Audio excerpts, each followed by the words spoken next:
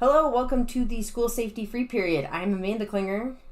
And I'm Dr. Amy Klinger. And we're with the Educators School Safety Network, and haven't done this in so long that we hardly remember, but we're back. We're back. We're back. It's very exciting. I mean, I don't know, I'm very excited. I spent a long time just now trying to make sure that this is still streaming and recording, so hopefully you're able to see this or hear this, whether you're on YouTube or whether you listen to us as a podcast. But last time we did a podcast, a lot of things had not happened yet that have subsequently happened. Yes, We got married. I stopped coloring my hair. Got a couple grandkids. All those things had not happened last time we did a podcast. We have been very busy in terms of our professional work, in the work that we do of school safety, and then also, yes, as Dr. Klinger pointed out, there has been the inevitable passage of time. Both things have happened in the intervening time. But Did you notice how I stopped coloring my hair as very high on the personal markers of things? I don't know. I mean, I have new Star Wars toys in my background. No, that's not so important. It's just these personal markers of time. Gotcha. So, and professionally, unfortunately, and fortunately, a lot has happened. We were doing the school safety free period with a very lighthearted, if you've listened to any of the past episodes, with sort of a look at this crazy stuff that's happening in school safety. And then Parkland happened, and it really was a very sobering sort of wake up call for lots and lots and lots of folks that, in fact, this is not something that just, happened in the past. It was something that was actually very relevant, and that made it very difficult to come back to a more lighthearted approach to school safety. But yet, in the long run, and then of course the pandemic came and we weren't having school safety per se because we weren't in school. And then now we've kind of come full circle where, we are both looking at these issues of violence in schools, but we're also looking at sort of the after effects of all of the different things that have occurred in the last couple of years that have really kind of contributed to almost a perfect storm in terms of all of the things that are going on in the world of school safety and violence prevention. And so we felt it was time to sort of restart these conversations and get us all thinking a little bit more about that really critical topic. And we're going to keep the name School Safety Free Period because although this is really serious work and it sometimes is tragic and heartbreaking and life or death, I think there's some value in not being so intense emotionally all the time. And so we're not going to be making light of anything. We understand this is really serious. And so we'll try to keep it to a dull roar in terms of what we're making fun of. But I think it's important for this to be empowering for educators and for school leaders and for parents and for other stakeholders. I think keeping that little thread of lightheartedness, we're going to keep that. And also... Well, and anybody who's ever been a teacher knows that your free period of the day tends to fall just like that. It tends to be about professional development a little bit. It tends to be a little bit about blowing off steam. It tends to be a little bit about housekeeping, logistical sort of things. It tends to be a little bit about collegial relationships. So that's why I think the free period is really very appropriate because it's going to be a mix of all those things. Yeah.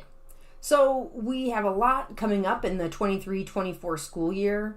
We'll obviously be doing a deep dive talking about swatting. My gosh, Dr. Klinger and I did many media interviews about the research that we've done about swatting. So our final report for the 22-23 school year will be coming out here before we get back to school. Because we finally got a year where we're all in school and could do some data. A full year of data. And so obviously at that point we'll talk a lot about swatting. And I would think we probably would do a whole episode about what, folks experienced last year. And then also kind of talking a little bit about what can that look like moving forward? What can schools do? Not necessarily to prevent swatting, but to at least be prepared, to have more tools in the toolbox to be able to respond to stuff like that in a way that is appropriate, but maybe is a little bit less stressful or tough on kids.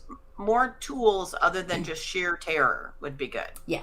So we'll definitely have an upcoming episode on that. We'll have a lot of different topics that we cover. I think now's also a good time to invite you to email us questions that you want us to answer in this upcoming school year. What are questions that you have? What are topics that you wish we would either revisit, stuff that we've talked about and a lot of time has passed, or things that we haven't covered yet that you'd like us to kind of talk about and answer your questions. If you have any questions or things that you want us to really mention, you can always email us. The email is info@eschoolsafety.org. So if you can do that and send us your questions, or you can comment. If you're here on YouTube, you can comment, and we'll bring that forward in future episodes, because we really love to be able... We're going to be so disciplined that you'll never wonder, when's the next podcast? Because it'll be right there. Yeah, but we're going to be so disciplined. But we would love to be able to, we actually do, when we do in-person speaking, we actually have a lot of people that will come and say, oh, I listened to your podcast. I had this question. And so that's great. So we want to make sure that we're really being responsive to folks who have questions and that maybe we don't ever get to see in person, but that we can still answer your questions. So that's something else that we'll be doing in the future and over the course of the school year. What did you want to, I think you kind of talked about philosophically all of the things that have happened over the kind of dark period when we were not talking. Yeah. Is there anything else you want to talk about specifically in the work that we've been doing? Well, I think this is probably old, because I'm usually several steps behind the current pop culture. But if you remember, there were all those evolution of dance videos, which are very cool, I think, that sort of showed you how dance evolved over the years. Hopefully more than one person understands that reference. But it really sort of, probably not. It really started me thinking, though, about the evolution of school safety, at least in the time period in which, we've been involved. I mean, clearly we're past the 20th anniversary of Columbine, but that sort of is the marker that sort of started the whole discussion of school safety. And for a long time, doing this work since about 2008, so for a long time, we were doing a lot of, hey, trying to get people to take this seriously. Hey, active shooter, it could happen. It could happen. There was that sense of denial that it wouldn't happen here. And so I feel like we spent a good amount of time trying to get people to take the threat of a potential active shooter seriously. Mm-hmm. Then we spent a lot of time trying to get people to do something in their active shooter response that was beyond just hide out and hope for the best. Mm-hmm. So that's really coincided with, actually shortly after that is when DHS and FEMA came out with the Run, Hide, Fight protocol for active shooters for adults, but also that was then translated into schools. So then there was that. And then I don't know what you would say was the next step, Amanda, but I think for me, the next step from that was the idea of being able to do more than just hide out and hope for the best. But then everything became so fixated on active shooter that, just like education does, we swang so far to the other side that that's all we did. And they were hyper realistic, and we have to do all kinds of things, and we have to scare teachers straight to get them to understand. And so we're going to fire blanks in the school, and we're going to simulate shootings, and we're going to have blood and people laying around. And then just before the pandemic, we really saw that real pushback starting of people going, I'm not doing that. I'm not traumatizing myself. I won't participate in training if this is what we're going to do. And along the way, we had a lot of personal experiences that really coincided with that. Professional experiences, I should say, personally, that really kind of coincided with that. And then we really sort of found ourselves going, hey, guys, do you realize there is so much more to school safety than just active shooter response? Mm-hmm. We have got violence prevention. We've got climate and culture issues. We've got threat assessment. We have got other forms of violence that take place in schools with much more regularity. And so we really got to the point where we ended up sort of on, I wouldn't say on the other side of the coin, but certainly on the other, in a very different direction of going, a kid that gets hit by a bus because we don't have adequate supervision, that death is just as much of a tragedy as a school shooting death. And that's kind of where we were when the pandemic went, and now we sort of, we're frozen in limbo at that point for a little bit. Yeah. I think, you mentioned about the way that things happen in education in terms of those drastic swings. I think it's probably worth noting that school safety is is one of the only, if not the only, work of education where you have heavy influence from outside entities. Obviously you could say that there's, heavy influence from textbook companies, but textbook companies are kind of educational. I think this is, school safety specifically, that really hard turn towards ultra realistic drills, really scary, that outsized impact of active shooter response drills, and then all of the target hardening industry that came a part of it. I think that's pretty unique, and I would encourage if someone has other examples of this, but I think that's pretty unique in terms of education being so heavily influenced by security companies, by law enforcement, by security technology companies. And then also, don't forget the whole politician sort of thing of legislation and that kind of stuff. We're not necessarily saying those things are bad, but you're right. They have had a very heavy influence on the way that school safety has gone, and not necessarily because that was the best idea, but kind of just because that's where it ended up. Yeah. And I think, the path forward, you kind of talk about putting the risk of active shooter in its proper context and being prepared and being concerned about other types of risks and hazards. I think the path forward is twofold. It's that, what you talk about, that kind of shift in approach, but also it's that shift of getting some of this decision making back in the hands of teachers and school leaders. And that involves building capacity in those folks. And I don't mean to be critical of educators, because I was only ever a substitute teacher at most, but that, educators have sort of allowed other entities to take over a lot of this work. And it's a catch-22. Educators don't have a ton of skills and capabilities because cops have said, we're going to solve this for you. And because cops have said, we're going to solve this for you, teachers and school leaders don't have a ton of skills and capabilities in this area. And so, we still see that now. I mean, when you think of people getting ready for back to school training, they're going, okay, we've got a new school year. What should we train about? I know, active shooter. And so we're getting ready to launch another school year with a significant number of educators who have no training on de-escalation, on how to stop large fights, on what to do with medical emergencies, what to do with non-custodial parent, all of the things that happen with much more frequency. But we're gearing up for another school year going, what we got to do? We got to do active shooter. Okay, but I would say, part of the reason that is schools are in a catch-22 on that. What is the thing that is mandated by law typically? Sure. Active shooter training. So it's hard for folks to be able to, first of all, that legislation sends a message. This is the most important thing, whether it is or not. And that mandate means that then I have to do so much more to carve out time, not just to meet the legislative mandate, but then also to do the things. But not all states have that mandate, but I think there is more of a cultural mandate as well as perhaps potentially a legislative one. Right, but when parents are saying, what are you going to train? We want active shooter training. Sure, but when things are mandated legislatively, it's for active shooter drills and fire drills. What you're talking about of, do we have the capability to communicate if the roof is ripped off this building? That's never mandated by any legislation. And I understand, I'm not saying that it should, but that is a difficult thing that educators have to contend with in terms of, carving out time and prioritizing. So, and so I think that this scenario you're describing of where we are right now would have been the case with or without the pandemic. Absolutely. But now we have that extra layer on top of it of kids who are in mental health crises, in many cases, who have been isolated, who we've severed so many of the relationships of school and, the relationships within that community.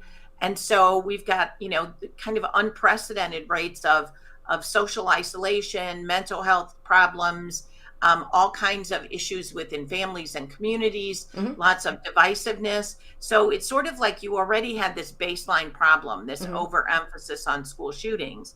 And now you've heaped on top of it a whole bunch of other factors that complicate any of the work of school safety, whether it's, traditional active shooter training, or the things that we would advocate for more, which would be a comprehensive all hazards kind of approach. Mm-hmm. Well, we can't do those things like it's 2020. Right. We need to do those things knowing full well the weight of and the consequences of what's happened in the past few years. Yeah. So I think that really makes resources like this even more important, because we need to examine other perspectives. We need to understand what's really happening out in the field.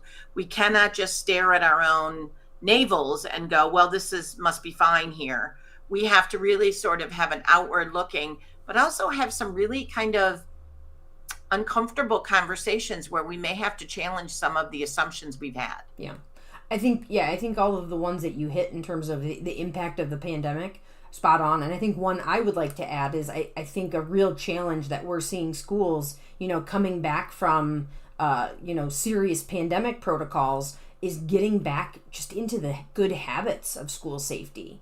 From your personal life, everyone knows from their personal life how difficult it is to build and maintain good habits. And schools, even schools that had really good school safety, habits before the pandemic, those fell by the wayside. All of the time and energy and effort that would have been spent on school safety got sucked up, dealing with the global pandemic. And then when schools came back, they were getting back into the groove, getting back into the habits of like normal school stuff. And I think, unfortunately, school safety, the work of the ongoing all hazards comprehensive work of school safety, unfortunately falls typically more towards the bottom of that list, of that to-do list of getting back into the habit of things. Until something bad happens. And we've worked with a lot of, prior clients that we've come back, and we've worked with them after the pandemic because they saw something bad happen at a neighboring district or a neighboring school and thought, oh gosh, right, we have to get back into good habits about this before something bad happens. And so I think that to me is, I think, one of the biggest impacts of the pandemic on school safety is just how people got out of the habit of it. And there's schools that are still trying to get back into good habits. If you look at the 22-23 school year as sort of a marker, right, of quote unquote back to normal, if that's a thing, but more traditional type schools, we saw so much, especially in the fall of 22, of people just scrambling, being like caught completely unprepared for things that were happening 2 years before, but they just got out of the habit of responding. I mean, caught completely, oh no, there was a weapon in my school, or oh no, we had a bomb threat, or we had so many panic sort of calls of people in the fall of 22. And I understand that, but there's also, you sort of have to go, what did you think was going to happen when you isolated these kids for 2 solid years? And then brought them back in? Did you think they were going to be fine? Did you, so I think that marker of what we saw in this 22-23 school year really brings it home. And I think the report that we're going to do is really going to shed some light on what schools experienced in the 22-23 school year. Yeah. I think, we talked a lot about what we've been doing in the past. I think I would like to, for my part, talk about just a couple of quick reminders for people as they're going back to school and that back to school PD, to make sure that they're able to kind of really advocate for work that makes sense for their school. That if you are a teacher and the PD is ultra realistic and ultra scary and we're firing blanks, to be able to, we have a lot of resources on our website talking about the value of some of those, and that, to make sure that you can reasonably stake the position that there's a lot of space between we're doing nothing at all to prepare for active shooter and we're going to fire blanks and scare the crap out of people. There's a lot of room in between that for professional development that's appropriate for students, but also that's appropriate for faculty and staff. We've done a lot of debriefing with places that experienced SWAT spotting incidents, there's a lot that can be done just in terms of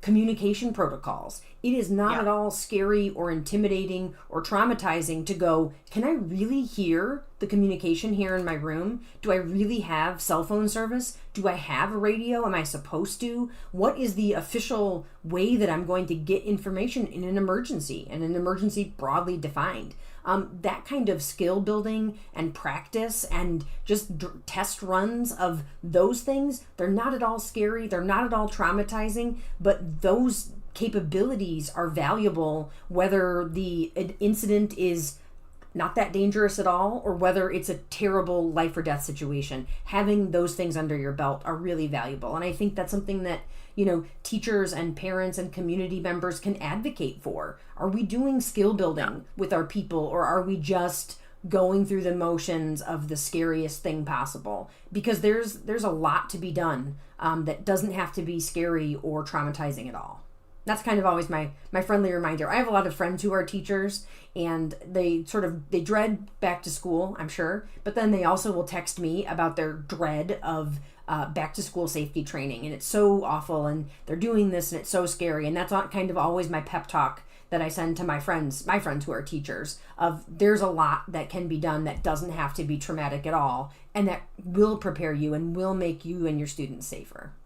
Well, and it does tend to fall, professional development at the beginning of the year sometimes does, especially related to safety, does tend to fall into either of those extremes that you described. Either it's so scary and hyper realistic that everyone shuts down, or it is so nonsensical, boring, sort of like Bueller, read the crisis plan, any watch question. the video, click through the videos.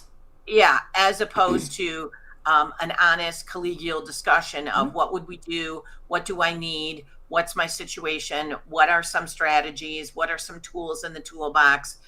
We really aren't doing much with the toolbox. And I think you're going to hear that analogy a lot as we move through Unless these we come podcasts. up with something better. Yeah, I mean, that's the best one we have. I like tools in the toolbox. I think it's pretty apt.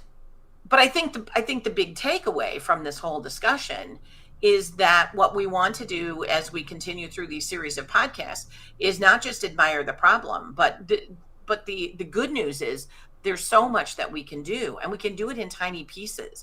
It does not have to be, I'm sitting in my school going, well, I can't get anyone else to listen about school safety, so therefore, screw it. I'm just going to live with what we have and cross my fingers and hope nothing happens. That's absolutely not the case.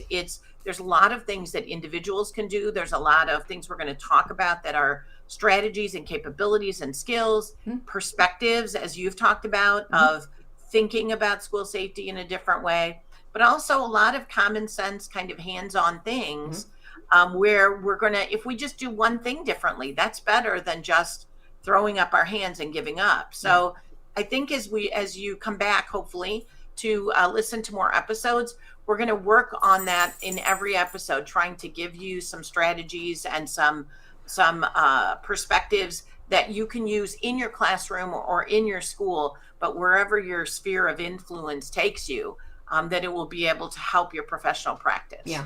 And I'm gonna kick off with a hot tip right away. And if you have one, you can go after. Mine would be, so I talked about kind of philosophically that there's a lot that can be done. So here's one. If you are a teacher and you're heading back to school and all of the school safety training seems really scary and intense, here's a thing that you can do by yourself or with your colleagues if people are interested, which is to go on an evacuation like field trip scavenger hunt, which is where are all of the exits to my building, because I probably just walk from here to there, and I maybe walk my kids to specials, or I have these little deer paths that I walk through the building, especially if you're going back to a building that you've been in for years and years. So I would encourage you to go on a little scavenger hunt, find all of the exits. And there might be things that would surprise you of, oh, this is really accessible, or, oh, I didn't realize that I could go through here and then could leave this way. And that's a really valuable, I think it's a life skill to know the exits of any place that you are, but specifically, in your place where you work.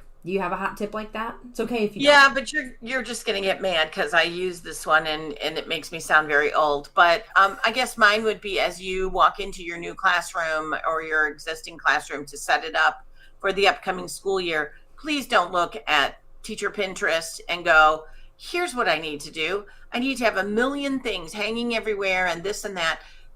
Look at your classroom from a functionality standpoint of, can we all move quickly out of our evacuation exits? We go into so many classrooms where the door that goes into the hallway, that's your primary route for escape for any event, is blocked by cubbies and mailboxes and all kinds of things that look so cute on Pinterest, but provide a choke point and make it very difficult for kids to move in and out, for us to rapidly exit that room. So, looking at what potential evacuation exits you have, whether you have an exterior door and another door, but not blocking those, making those accessible, and even looking at the way you set up the desks and the other things in your room. Can kids move freely? Can we move people out? And I know there's limitations. Classrooms are small, you got a lot of kids in them, but really starting out with that point of, I need to be able to move kids quickly in and out,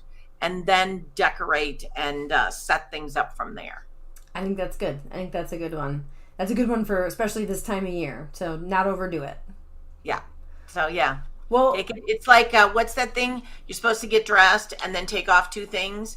Okay, set up your room and then take down 2 things, probably. I don't know that that's like a universal rule. Get dressed and then take off 2 things. No, that could end up being real inappropriate, I think. No. It's something with like accessories. Oh, like if you problem with over accessorize. Get dressed, and then I can't remember who said it. Somebody famous. You can tell how much I don't know about fashion, but somebody said that once you get all dressed, and then you're supposed to take off 2 accessories. And so once you get your room set up, you may want to take down 2 accessories. Gotcha. Okay. I did not know Next podcast, I'll figure out who it was. Or better yet, email us and tell us who it was.